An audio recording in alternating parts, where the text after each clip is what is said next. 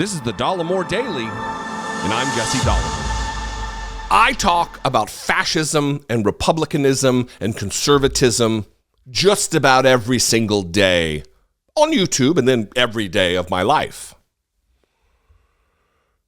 There is an absolutely inarguable march toward fascism in conservative America right now, where they are lapping up the propaganda and hatred of their leaders. Obviously, it didn't start with Donald Trump, but the making it fashionable did start with Donald Trump. And it's being carried on as Donald Trump kind of falters in the larger media atmosphere, not with the base. He's still as popular as ever with these Republicans who yearn for a boot on their neck. They yearn to be oppressed by their government while they fly their flags that say, "Don't tread on me." It is all inexplicable to me. But the latest march to fascism is in Florida right now. I have a bill in my hands, Senate Bill 1316. If you'd like to find it, a link will be in the description to the PDF from the Florida Legislature, where they are proposing bloggers who write about the governor, the lieutenant governor, or the legislature have to register with the government.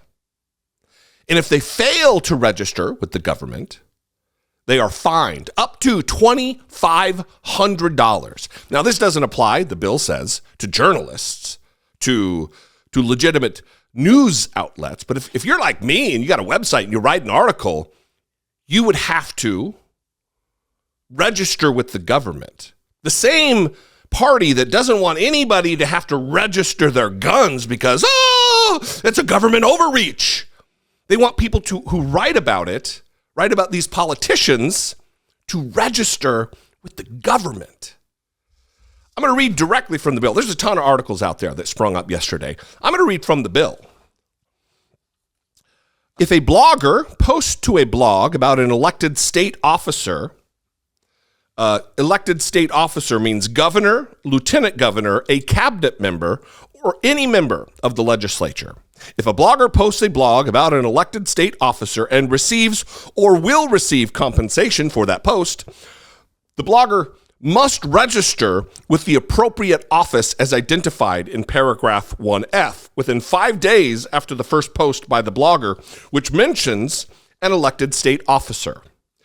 Upon registering with the appropriate office, a blogger must file monthly reports on the 10th day following each of the end of each calendar month from the time a blog post is added to the blog, except that with all these rules surrounding writing about the governor. They're trying to shield Ron DeSantis from criticism. They're trying to place barriers and qualifications to exercising one's free speech. These same assholes who wave their constitutions that they carry around in their pockets are trying to put a barrier to an already protected freedom of speech. And I put a little stank on protected because the Constitution doesn't provide your rights. It doesn't grant you rights, especially in Republican circles. They believe these are God-given, what they would call them, or natural rights. You have the right to free speech. You have the right to assemble. You have the right to freedom of religion. Unless you're talking about the governor. Unless you're writing a blog, then we're going to register you so then we know who you are. If you've been paid, we know who pays you. We know what amount. On the 10th day, if there's other blogs written, you have to update your registration. This is unconstitutional. More dangerously, this is fascism. This is fascism. Now, the media, the conservative media, the establishment of conservative media is champing at the bit for Ron DeSantis to be president of the United States. I think he's more dangerous than Donald Trump because he is not a moron like Donald Trump is. He's actually smart. He's actually a lawyer who can impart his fascistic policies under color of law through the signing of bills and the formulation of legislation. He's been a congressman. He is now the executive of the state of Florida. And we've witnessed what he's done in contravention to all of Republican talking points about the free market and letting business do what they're going to do. He's restricting Disney because they didn't like his anti-trans, homophobic nonsense that he constantly does through legislation, through the color of law in Florida. This is dangerous.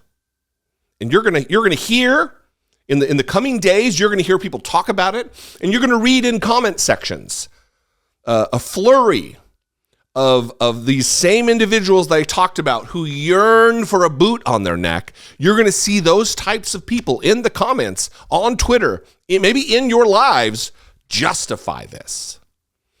And there is no justification for this under the law.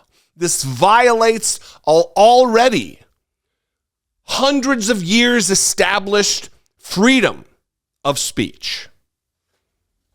And it certainly doesn't fly with the Republican Party that is so afraid of registration. Ron DeSantis is a dangerous character.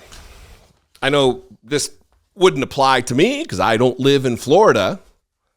But if you're in Florida, even if you're a conservative in Florida, this applies to you, or ostensibly it's supposed to apply to you. I don't know how they're going to evenly or equally apply the law. Things are bad in America right now because a lot of people think Ron DeSantis is a reasonable character. Dipshits like Joe Rogan advocate for his candidacy for president. Elon Musk has endorsed, effectively, Ron DeSantis for president. These are influential figures in American media and the landscape, and they're advocating for absolute, easy-to-recognize fascism. Every time I criticize Joe Rogan, I have people in the comments complain that I'm being unfair. Every time I say something negative about Elon Musk, who is just a dipshit, I have people drop support, who stop being a channel member, who stop being a Patreon supporter, whatever. I'm not here for fascism. I'm not a toady. I'm not a lackey. I'm not a useful idiot for fascists. And although I am no longer in the United States Marine Corps, I did indeed raise my hand and swear to defend and support and uphold the Constitution of the United States against all enemies, foreign and domestic. An oath is an oath. So you can take your registration and shove it up your ass, Ron DeSantis. What do you think out there? I would love to know. You can call, leave me a brief voicemail, 714-576-4054. Of course, you can absolutely email me daily at Dollemore.com. I would love to hear from you. Follow me on social media. If you're on the social media, I am at Dollemore. That is sometimes a terrible time, but sometimes it's okay.